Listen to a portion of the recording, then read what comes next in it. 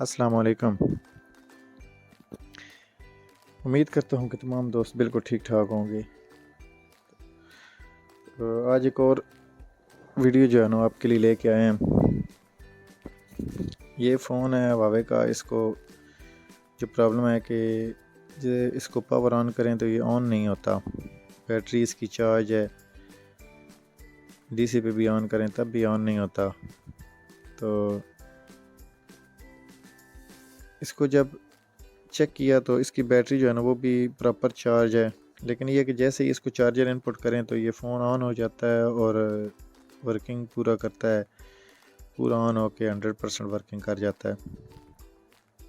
लेकिन ये है कि जैसे ही चार्जर डिस्कनेक्ट होता जाए तो फ़ोन बंद हो जाता है, बिल्कुल पावर ऑफ हो जाता है। इसका जो फॉल्ट है वो ज़्यादातर जो है वो बैटरी की आईडी और थर्मल की लाइनों की वजह से आता है। थर्मल से तो शायद ना ही आईडी की जो लाइन है ना, ख़ास तौर पे हवावे में जो ये फॉल्ट आता है कि इसकी आईडी की लाइन अगर को प्रॉब्लम हो उसमें तो उसकी वजह से जो है ना ये फॉल्ट आता है।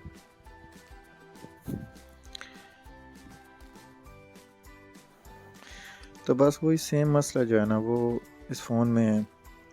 सबसे पहले जो इसको चेक करना है, हमने इसकी जो बैटरी कनेक्टर उसकी वैल्यू GR चेक करनी है। ये ग्राउंड पे GR चेक की, ओके है। वी बैट पे ये भी ओके है। अब जो ये लाइन है ना ये थर्मल की है, यहाँ पे भी जो है ना इसकी GR ओके है। और इसकी जो बिल्कुल नीचे लाइन है अपोजिट साइड पे वो आईडी की लाइन है। ये यहाँ पे जो है ना वैल्यू नहीं आ रही थी।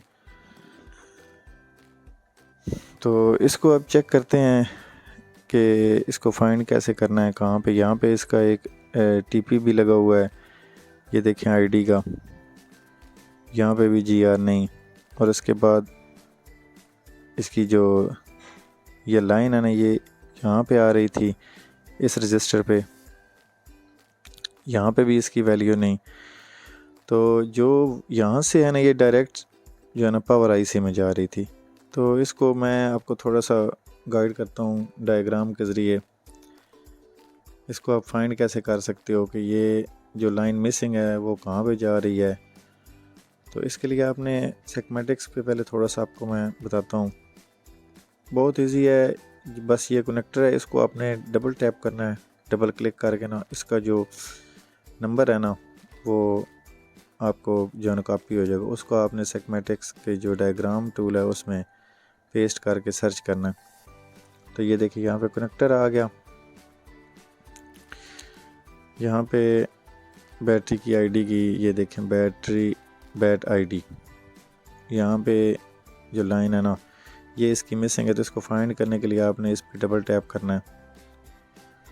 डबल क्लिक किया, उसके बाद नेक्स्ट करोगे तो ये आगे लाइन जाएगी, यहाँ पे जा रही है। ये देखें ये जो TP पॉइंट लगा हुआ है ना बोर्ड मदरबोर्ड के ऊपर, वहाँ पे ये जा रही है। तो TP पे भी क्योंकि GR नहीं आ रही थी, TP के आगे जो है ना ये देखें ये लाइन डायरेक्ट एक पावर IC है उसमें जा रही है। पावर IC के जो है ना 86 नंबर पिन, ये देखें बैट आईडी 86 नंबर पिन जो है ना वहाँ पे जा रही है। तो इसके आपको अगर फाइंड करना है कि रास्ते में ये कहाँ पे है, एक तो TP पॉइंट है तो TP पे भी इसकी GR, अगर TP पे GR आ रही है तो वहाँ से जंपर करके आप उसके बैटरी कनेक्टर को दे दो। तो या फिर एक रजिस्टर जो है ना इसके अंदर ये लगी R309। तो आपने जब सेगमेंटिक्स के ज़रिए फाइंड करना हो कि ये R309 कहाँ पे लगी हुई है जो रजिस्टर इस लाइन के अंदर आ रही है, तो सिंपल सा काम, उसको आपने कॉपी करना है। डबल क्लिक करें तभी कॉपी हो जाता है। तो कॉपी करके जैसे ही आप डायग्राम में उसको पेस्ट करोगे जो उसका लेआउट है, तो वो वहाँ पे आपको बता देगा कि ये रजिस्टर इस लोकेशन पे लगी हुई है। तो इधर कुछ फॉल्ट आ रहा था तो इसलिए मतलब जो है ना इसका जो हार्डवेयर सॉल्यूशन है ना उससे आपको मैं बता देता हूँ। ये देखें ये हार्डवेयर सॉल्यूशन में ये बैटरी की आईडी की लाइन ये यहाँ से जा रही है, इसका जो है ना टीपी पॉइंट टेस्ट पॉइंट लगा हुआ है, वहाँ पे जा रही है। ये देखें, ये आईडी लिखा हुआ भी है इस पर। तो इसी तरह कई मॉडलों में जो लिखा हुआ नहीं होता लेकिन टेस्ट पॉइंट होते हैं, तो डायग्राम के ज़रिए पता चल जाते हैं। ये देखें, यहाँ पे भी इसकी GR जो है ना वो नहीं आ रही थी। अगर यहाँ पे इसकी GR आ रही होती तो फिर भी इतना इशू नहीं था कि अगर GR आ रही होती तो हम यहाँ से जंपर करके इसको बैटरी के कनेक्टर के साथ जंपर लगा सकते थे, तो हमारा काम हो जाना था। वहाँ से ये देखें, बैटरी आईडी जो है ना, इसके जो लाइन में ये तो मतलब एक रजिस्टर लगी हुई है और वहाँ से सीधी लाइन जो है ना पावर आईसी में जा रही है। दो ही काम है, बस आपने चेक करना है कि जो रजिस्टर है वहाँ पे GR मिल रहा है कि नहीं मिल रहा, क्योंकि जब कोई भी लाइन किसी पावर आईसी से डिस्कनेक्ट होगी तो GR नहीं मिलेगा।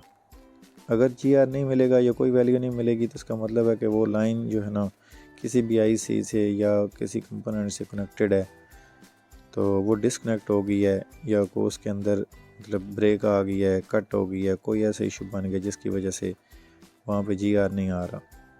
तो वहाँ पे मैंने चेक किया तो वहाँ पे GR नहीं आ रहा, तो फिर सिंपल सा काम आगे डायरेक्ट जो है ना वो पावर आईसी के अंदर जा रही थी, तो पावर आईसी को निकालना पड़ा। अब देखें, पावर आईसी से वो जो रजिस्टर है ना वहाँ तक की कनेक्टिविटी चेक कर लेते हैं। अगर कनेक्टिविटी ओके है तो इसका मतलब है कि पावर आईसी में कोई इशू है। ये जो वहाँ पे जिस पिन पे ये आ रही है वहाँ पे काउंट करके आप उसे ये देखें, कनेक्टिविटी बिल्कुल ओके है यहाँ तक। तो अगला जो प्रोसेस है वो ये है कि आपको पावर आईसी या कोई भी आईसी जो मतलब जहाँ पे लगा हुआ है, चार्ज आईसी है या DC to DC है, उसको आपने निकाल के एक बार रीबॉल करना है। तो इस पावर आईसी को जब मैंने रीबॉल करके लगाया तो लेकिन ये है ना कि फिर भी जो है ना बैटरी की आईडी की लाइन पे कोई GR नहीं मिला। तो इसका अगला सलूशन ये है कि फिर तो कोई और सलूशन नहीं है, आपको पावर जो है ना या वो चार्ज आईसी उसको चेंज करना पड़ेगा।